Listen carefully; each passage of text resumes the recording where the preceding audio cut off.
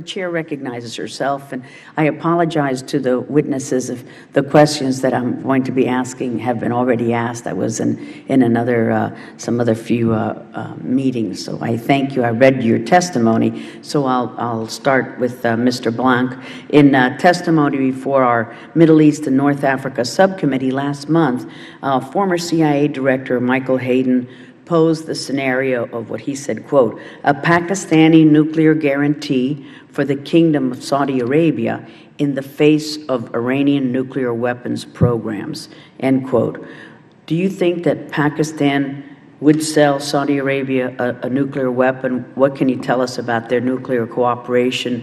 Where would other players in the region acquire the technology for it? We know that we've heard reports that other countries in the region as well might be interested. And Mr. Sampler, during a previous hearing with SIGAR and GAO, we discussed the fact that State and USAID were moving to give Afghanistan more and more in direct assistance.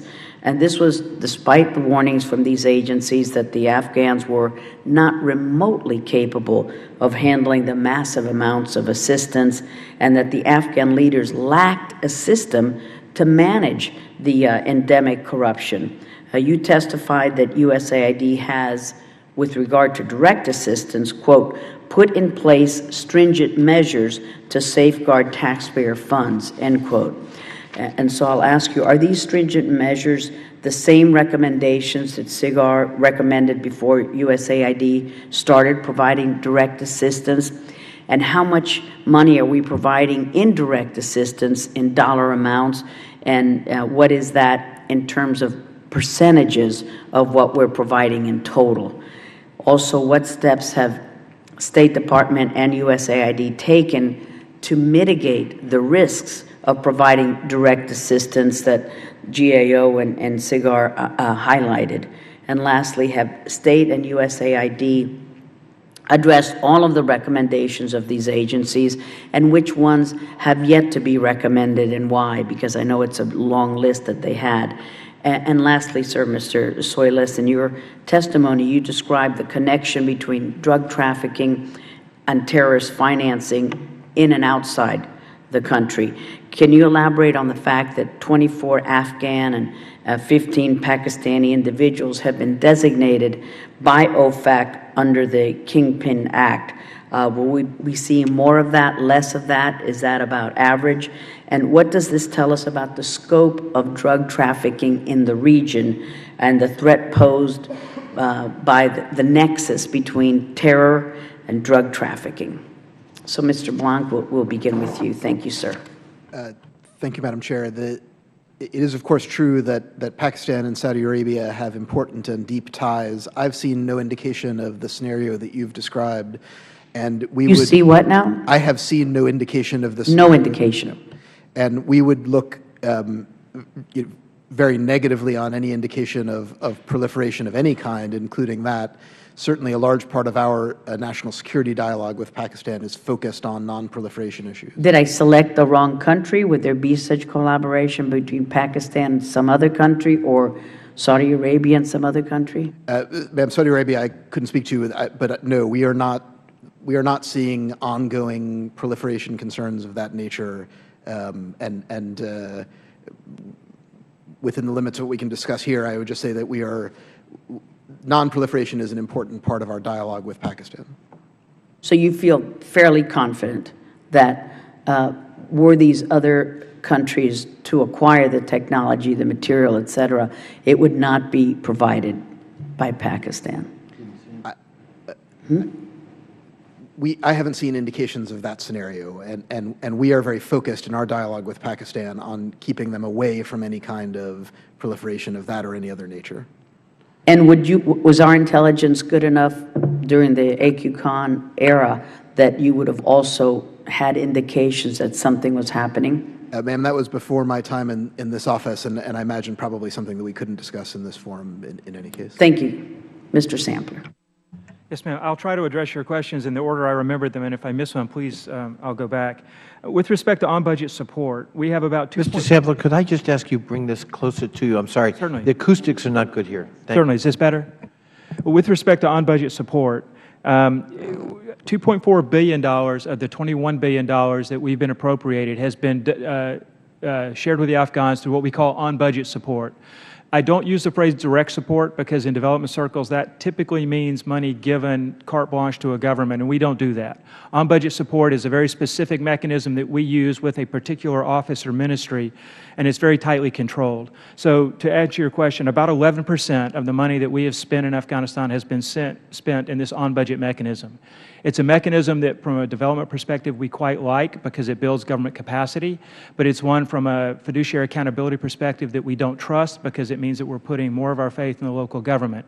So to the second point then of CGAR's recommendations for how we account for and how we control this on-budget support, they've made 18 recommendations, and 17 of the 18 we either already were or are now implementing. So out of the 18, 17 have already been put in place or will be put in place? Have already been put in place. Have already been. Yes, ma'am. And then with respect to the discussion about What's that last one? I don't know. I was afraid you would ask that, That's but I'm okay. happy to find out. Don't worry about it. With respect to the broader question of safeguards in these ministries, we don't give money to the government of Afghanistan. We give money to particular ministries or offices, and we only do that after they meet a very exhaustive list of preconditions. And in fact, we embed in that ministry what's typically called a grants and contract management unit. And these are people who work for us on our payroll but are embedded in the ministry to oversee this ministry as they build their capacity. Are they American citizens? No, ma'am, typically not. Typically not, but they work. They work for us and under our us. supervision. And they are qualified to international standards. If they're an accountant, they are an internationally certified accountant. If they're a bookkeeper, they meet international standards for bookkeeping. And they don't work for the ministry, but they work in the ministry alongside the ministerial team. Their roles are twofold. Primarily, they're there for our accountability, but secondarily, they're there for mentoring and to help this government as they build these institutions' capacity. I'll stop there, and if there's something I missed, I'm happy to go back. No, thank you so much, Mr. Stoilis.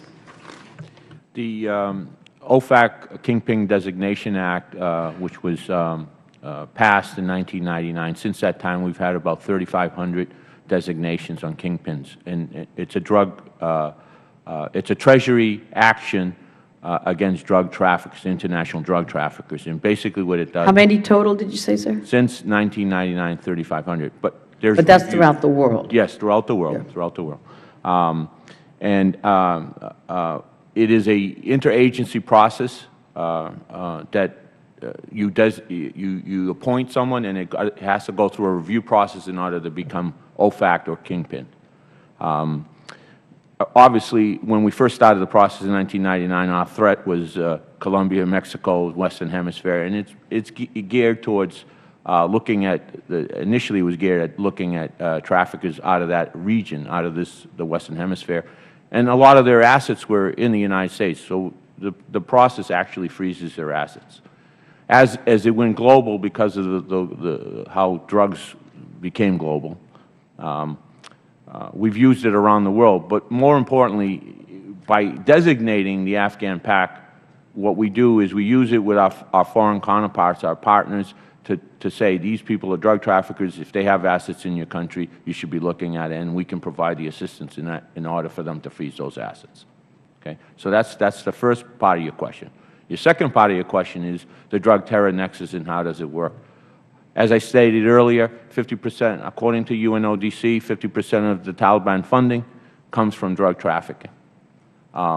We've seen not only in Afghanistan, but in other areas of the world, the FARC down in Colombia and other places of the world, where the terrorist organization starts off basically taxing the farmers. That's what happened in Afghanistan. They taxed the farmers. But they have progressed beyond taxing the farmers. They provide security to the labs. They do transportation. They are involved in actual moving loads, just like the FARC did, and the FARC being one of the largest drug trafficking organizations in the world. That's what happened in Afghanistan. The real problem with all that, of course, the terrorists have funding to do their operations, but in addition to that, a collateral benefit or problem comes where they use the money to corrupt various governments along the routes, and that's we have seen too. forget the corruption in Afghanistan and Pakistan, but even in Central Asia.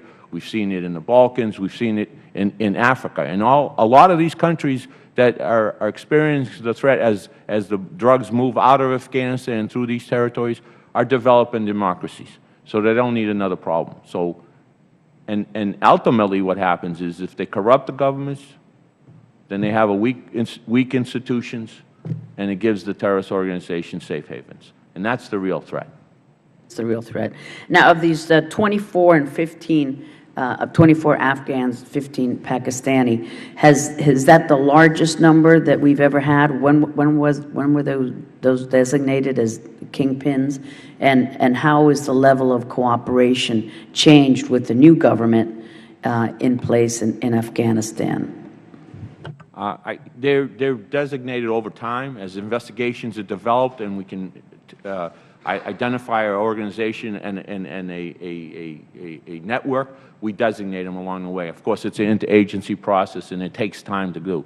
So those are over time. Now, also, part of the process is at some point, if they are not a threat, they get removed from the list.